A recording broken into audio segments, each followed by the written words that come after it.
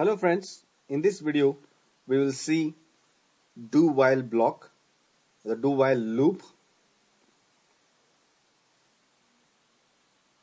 The syntax of do while loop is like this. We have a keyword do and we have curly braces starting after do, and we can have any number of statements here in the do block. So then the curly braces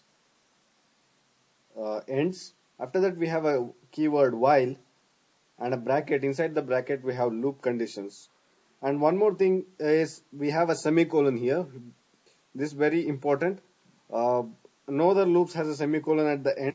Either the for loop or while loop does not have a semicolon after the loop, but this do while loop has a semicolon after the loop. So initially, first time when the execution starts, when the control comes to do block, all the statements gets executed once and then goes to while loop condition and checks the condition. If the condition is true, it again comes and executes all the statements in the do block, and then again comes to while and checks the condition again, and if it's true it goes again and executes. Once the condition fails, it comes out of the do while structure. So this is how it is. It executes the statements inside the do while block. So you have to differentiate between while and do while block. In while, only if the condition is true the while block executes, but here in the do while, first the block is executed and then the condition is checked. So at least one time it is guaranteed to execute in the do while loop even if the condition is false.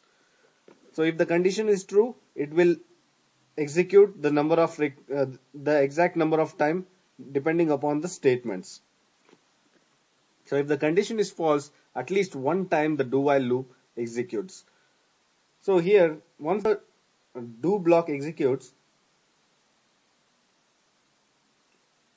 next the condition is checked, and if the condition is true, it again executes the set of statements in the do while block, and it again checks the condition. If the condition is false, it skips the do while block and comes out of the block do while structure and continues the other statements which are available in the program.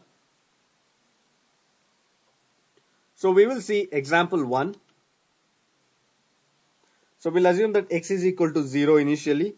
So now when the do while loop starts, it first prints step %d. %d, we print the value of x. Now x is 0, it says step 0, hello world is printed, and then the condition is checked.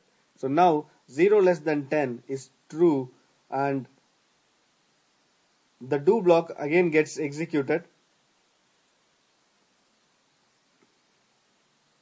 So again it's true, it goes again, executes the do block, and again it checks the condition, and again it's true, again it executes the do block, and again it checks the condition. X is always 0 now, we have not altered the x, so it's always 0 and it keeps on executing because the condition is true, and finally it turns out to be an infinite loop, so it will not stop at any time. So how do we avoid this infinite loop? So to avoid the infinite loop, we have to add a loop altering statement inside the do while block. Now x value is 0. So when the control comes to do block, it first prints step 0 hello world. Because x value is 0, it prints step 0 hello world, and then it increments x to 1. And now x as 1, which is less than 5, and the condition is true. And again it goes back to when the condition is true, it goes back to the do block. So executes here statement. Now it prints step 1 hello world, and then x increments to 2. So increments to 2, and now x is 2, 2 less than 5 is true. Again it goes back to the do block, prints step 2 hello world, and increments x to 3, and again checks the condition. You can see it executes the do block, increments to 3, and checks the condition now 3 less than 5 is true, and it executes the do block again and increments to 4, and checks the condition 4 less than 5 is true, and again it executes the block, and now it increments to 5. 5 less than 5 is false. 5 is not less than 5, so it becomes false, and it will not go back to the do loop to do block to execute the statements. So this way we get output step 0 hello world, step 1 hello world, step 2 hello world, step 3 hello world, step 4 hello world. When it comes 5, it will not execute. So this is similar to a while loop. If we are using a while loop, we can get the same output. But what happens if the condition is false? If the condition is false in while, the statements will not be executed. The statements inside the while block will not be executed at least one time. But in the do while loop, the statements inside the do while block will be executed at least once, even if the condition is false. So we'll see example 3. Here we have x is equal to 10, and first time when it enters the do loop, it prints step 10 because the x value is 10 here. So here step 10 hello world, and it increments to 11. Now x less than 5, that is 11. 11, when x increments to 11, 11 less than 5 is false, so it will not execute. So once it already printed, once it already executed the do block and then incremented x to 11 and then checking the condition, you can see at least one time the statements inside the do block is executing when the condition is false. So you can see it says step 10 hello world, and then it stops execution of the loop and comes out of the loop. So we saw, so do while will be used whenever you want to execute a set of statements at least one time, irrespective of the condition, whether it's true or false. So we'll see some programs in this video.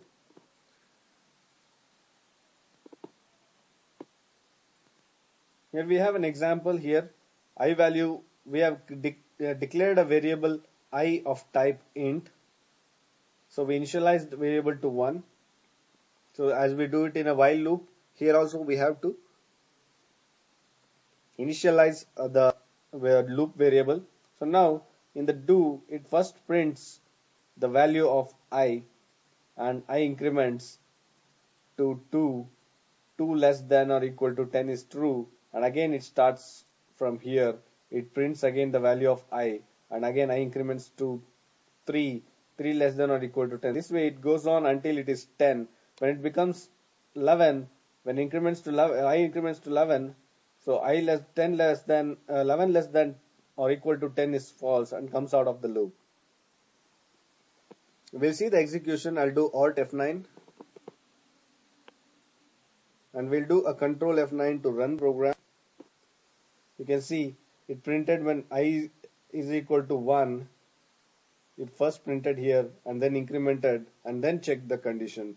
When I become incremented 2 and check the condition, 2 less than 10 is true, so it goes back and prints 2, and then I increments to 3. 3 less than 10 is true, again goes and prints 3, and increments to 4, and 4 less than 10 is true, again it prints 4 and increments to 5. This way it keeps on incrementing till 10.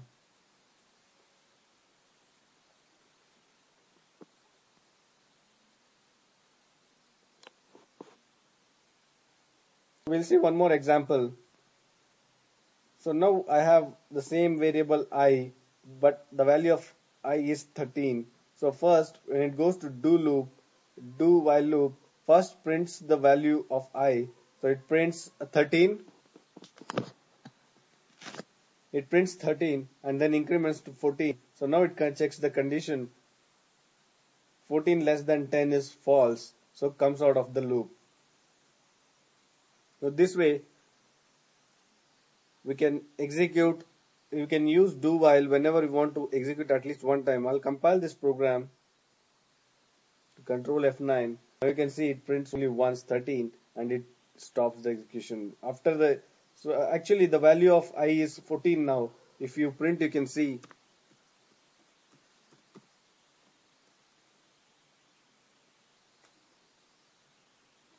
I'll copy paste this.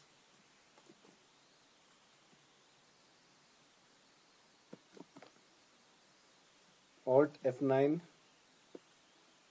Control F9. You can see the value is 14. I just printed it here.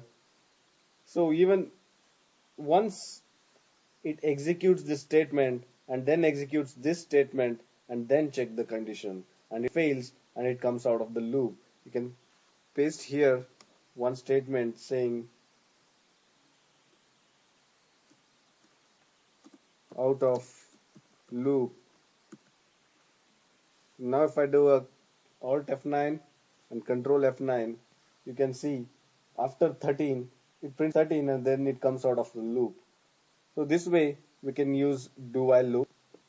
So we'll see the last example here.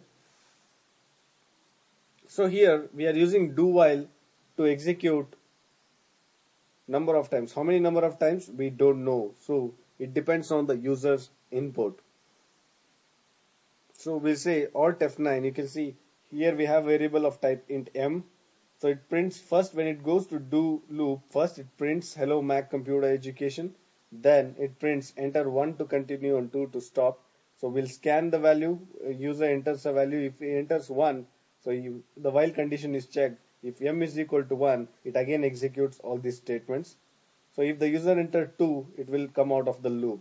If the user enters 1, it again executes all this and again checks for the condition, and if it's true and it again goes, the user will enter one more value. If he enters 1, it again continues. It keeps on executing until the user enters any number other than 1. Until the user is entering 1, it will be executing. Once the user enters any number other than 1, it stops executing. So we'll compile this, Control F9. So you can see it executed once. Now I say 1, it says enter 1 to continue and 2 to stop. I say 1, it executes again. I say 1, it executes again. I say 1 and enter, it executes again. So it keeps on executing until I say 2 or any other number. I say 2, it says out of the loop. So this way we can use a do while loop depending on to execute n number of times depending upon when the user enters uh, 2. So whenever the user enters any number other than 1, so it comes out of the loop. Friends, in this video we'll learn about the do while loop. A do while loop is also equally important like while and for loop. So all the loops, you can do the same task in all the loops using all the loops, but most of the times we use for loop when we know how many number of times we want to execute the loop. Or if we know the exact number of times, we will use for loop. If we don't know exactly how many number of times we are using, we can use while loop. And if we want the user to terminate or at least one time the loop should execute irrespective of the condition whether it's true or false, then we will use do while loop. Friends, we'll see more in upcoming videos. Thank you for watching this video.